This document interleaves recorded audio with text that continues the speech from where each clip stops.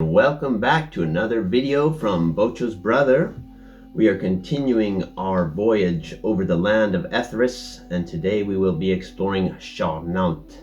Charnault is the kingdom of the humans, and a small portion of it includes elves. Now, you may not know this, but long ago, Ethris was a thriving land where elves and dwarves and gnomes, the ancient races, dominated. But as the humans began to expand and grow in many centuries ago, they began to chop down forests, burn the land, bring war to the land, and the dwarves and elves were pushed back, the dwarves into the mountains, and the elves down into this kingdom of Charnault, where all they have left is one last reservation called Tellemia.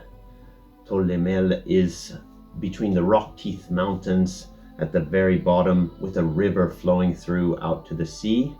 A very beautiful elven city. Now, elves in Ethris, I tend to believe, are more like a wood elf. Wood elves, they are shamans, they are druids, similar to perhaps the Native American story. So I would have them with feathers and tribal tattoos and this sort of thing. The humans here in Charnault, as you'll see on the map, are very French. It's very French Renaissance, and there are many knight chapters living in Charnault that have traveled all throughout the land.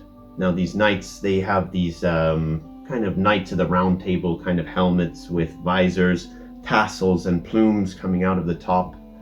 And they were off slaughtering and destroying the land centuries ago, until the first king, King Aymeric, came along, and he was able to make a pact, a noble sacrifice with the ancient elf of the time named Lord Theoden Sarador.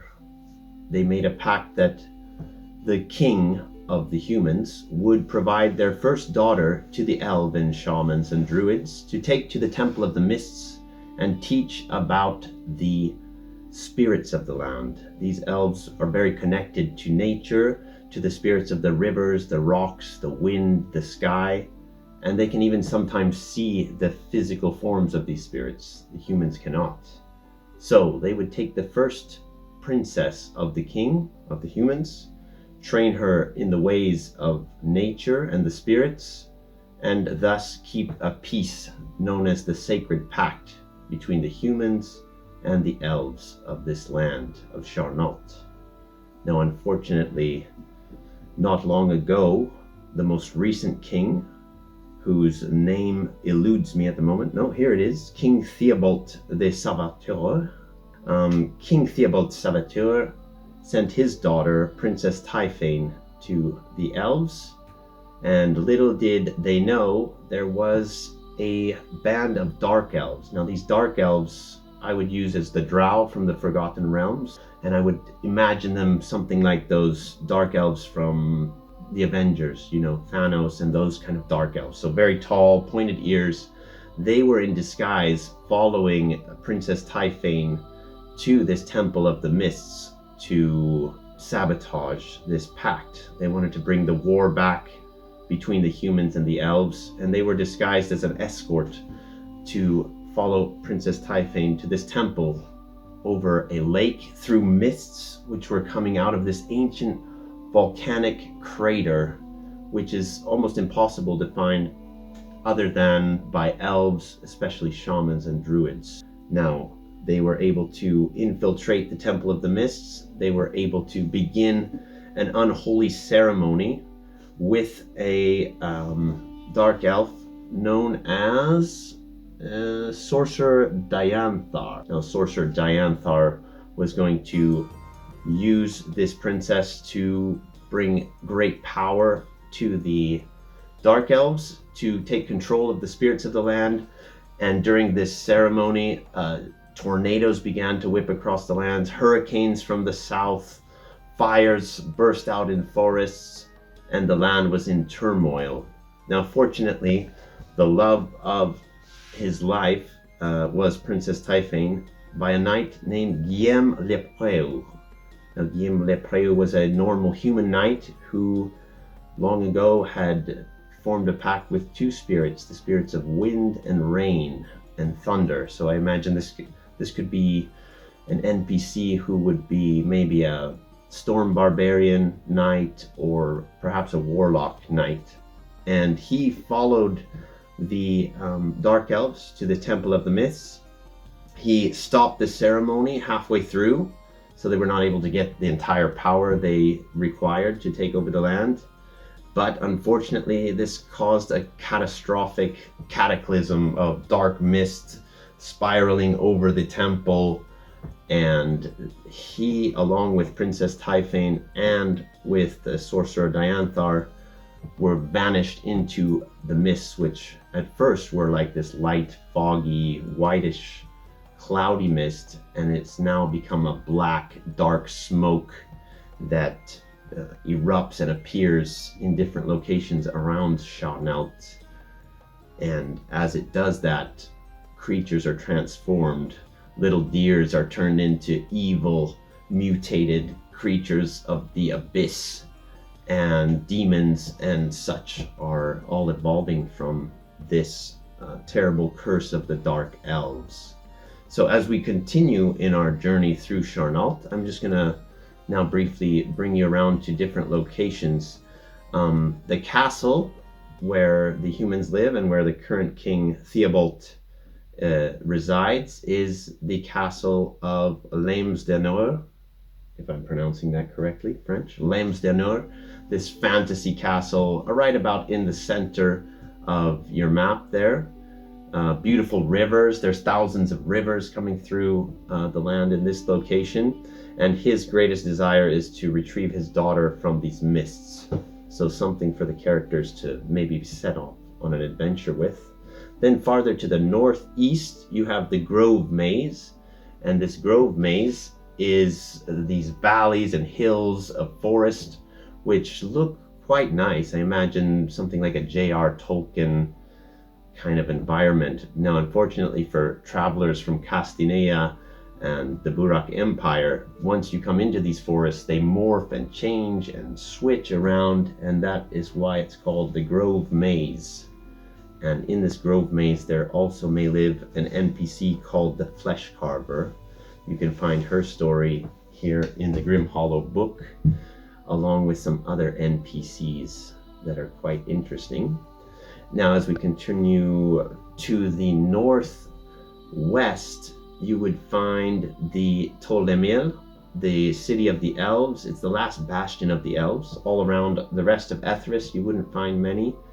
And it's a welcoming city to all who seek peace with nature, so even humans and other races are welcome there. But they are currently growing. Their population is growing. They survive on fishing, exporting sea fish that they bring in from the sea up the river. They have fine wines and fruits, and they export and are able to also thrive on the mountain, the Rockheath Mountains, where they find the mithril ore and so on. Unfortunately, due to these dark mists spreading around the land, Charnault, which was once the most thriving land for agriculture, is now losing its food supply, which is causing a food shortage in the rest of Ethris. Farmers do not want to go out into the dark mist lest they be slain by mutated scarecrows or what have you. Okay, then as we go farther to the southwest, we will come to an area, something like Murkwood, something like Snow White or Maleficent. It's a dark, dreadful forest with spiders, black trees that have lost their leaves, poisonous mires. And this has happened because long ago, centuries ago, there was a elf who wanted to have beauty and power beyond all imagining. Her name was Thalkeni, or Thalkeni. There's another pronunciation one. You can leave in the comments below if you feel that you have the right pronunciation of some of these characters I'm pronouncing here today. And this temple resides in Tolcardul. Tolcardul is like this evil ancient castle. The evil lich there, Thalkini, lives, but is sleeping currently. Thankfully, elves of ancient times were able to cast an incredibly powerful spell which stopped her from taking over the entire region of Charnault and controlling everyone there with her mind. Interesting things can happen there with your party as they explore. They may want to go there as well because there are many mushrooms and different plants which they could perhaps use to cure diseases and curses. So there may be a reason they would have to go there, to this cursed glade in the south. There was also a halfling. Now this halfling could be the same halfling that is the flesh carver that's moved to the Grove Maze, but in this dark oak grove. Yeah, the dark oak grove here in the southwest. You have, pretty much desecrated Bambi, and there you're able to find perhaps a cure to lycanthropy. Another NPC named Kanan, who's this half-orc who became bitten by a lycanthrope, a werewolf, and has become a werewolf himself, has joined a pack of werewolves known as the Raven Wolves, and they may have the right solutions to living life as a werewolf if you don't want to accidentally slaughter your whole family and party. So lots of things to find down here in Charnault. I'll now transition to show you some of the campaign or adventures that I would use here in Charnault. From the Grim Hollow book itself, you get an adventure. It's the third adventure of the ones that they provide, called The Blood Knight and the Five Relics. And it takes place in the Bonseil village, another one to pronounce. Here we have an adventure of the Blood Knight. Okay. And then to the south and across the sea from the island of Morencia, we have the Ghost of Salt Marsh, which would be a great kind of piratey style adventure. There's about 6 or 7 adventures in here you could use down there. In the Grove Maze, between the Rockteeth Mountains and the Grove Maze, as adventurers try to venture into Charnault, you have Wildheart from the Trudvang Chronicles. And from the Tales of the Yawning Portal, I think it would be a great location to run the Sunless Citadel, which is the story of a sunken castle of ancient times where an evil druid resides. Very fitting of the region. And as you get closer to Tolcardul and the Lich Princess, you could run from this book, Tomb of Horrors, as well as another one I have on PDF, which is called The Domain of the Nameless God, which is a great podcast. I will provide the link below.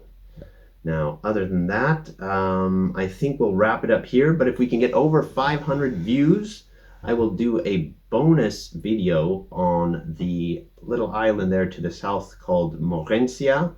If you'd like to know more about the night chapters, I can go into that as well. But for now, have a great time in Charnault, and we will see you next time.